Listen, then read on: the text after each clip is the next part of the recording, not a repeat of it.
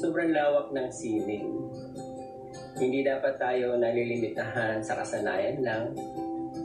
Naniniwala akong artist tayong lahat. Kailangan lang natin ng lakas ng loob para ipamalas ito. Bilang isang mad artist, masaya akong naibabahagi ko ang aking talento sa loob at labas ng bansa. Naipapakita ko na ang Filipino artist ay kaya makapagsabayan. May talento tayong dapat pagmalaki. Tara po, samahan niyo ako sa aking kwento. Dito po sa Kwento Kabarangay.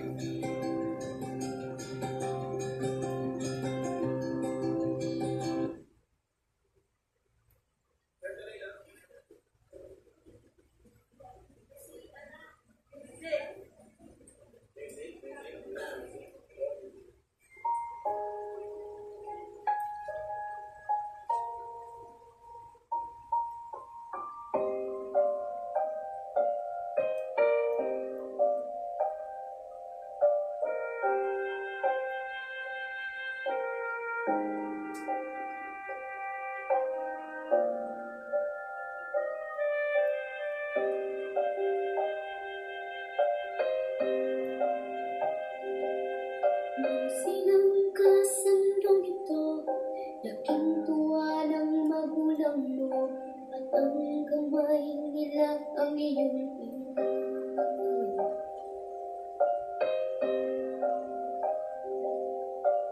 ang nanay at tatay mo'y di malaman ng gagawin minamasdan pati pagtulong mo.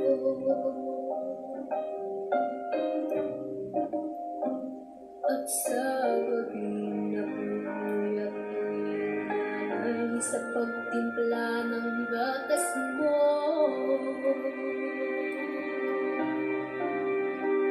At sa umaga na may kalong ka ng iyong amang tuwang-tuwa sa'yo.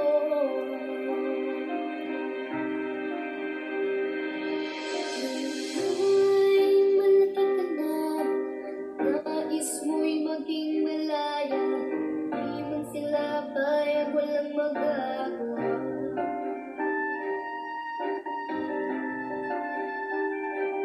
Ikaw ay biglang nagbago, ang matikas ang iyong ulo, at ang ayaw nila'y sinuway mo.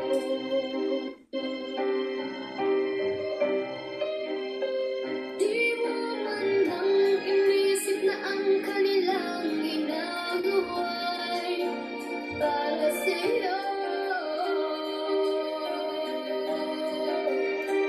Pagkat ang nais mo'y masunod ang layong mo, puso na pinapansin.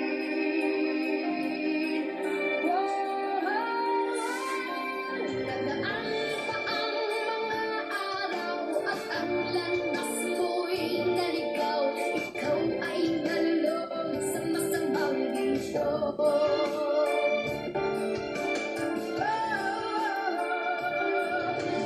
Una mong nilapitan ang iyong inang lumuluha, ang kanyang anak at nagkaganyan.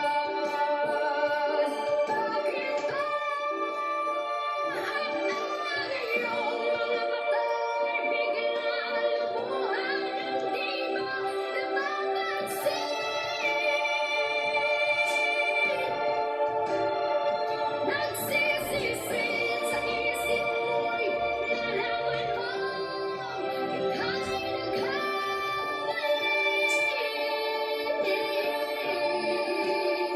Nagsisisid sa isip mo'y nalaman mo ika'y nagkamali.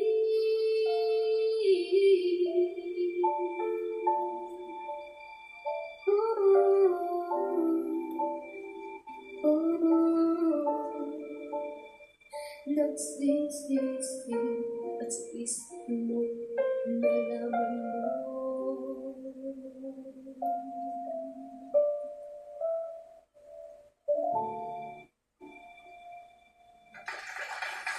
Ayan!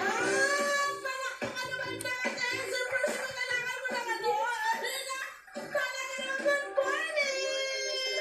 Good morning! Ayan! Napakaganda naman ng iyong presentation. At pag tinignan nyo rito, in actual, no, yung actual niyang ginawa, grabe kitang-kita pa rin talaga. Ano ba yung nasa ilalim? May pailaw pa yan? Yes po, may ilaw Ayun, siya. para makita. Tapos ano po yung ginamit yung canvas? Canvas yan na mayroong clear na plastic para support. Oo, para mas, yung sa ilalim. Yes po. Ganda! Napakahusay! Putik talaga yung inyong medium. Kailan nyo po naisipan na medium, na gamitin yung medium ay yung plastic? Yung putik na gamit ko, since na lumalago na sa mga art competition, Yes. naging medium ko na yung art. Saan po kayo na lumalaban ng inyong mga competition? Sa mga- Saan na kayo nakarating? Nag-India na rin ako dahil sa art ko. Pero sa Wow! Malayo na rin ang mga narating nyo. Okay.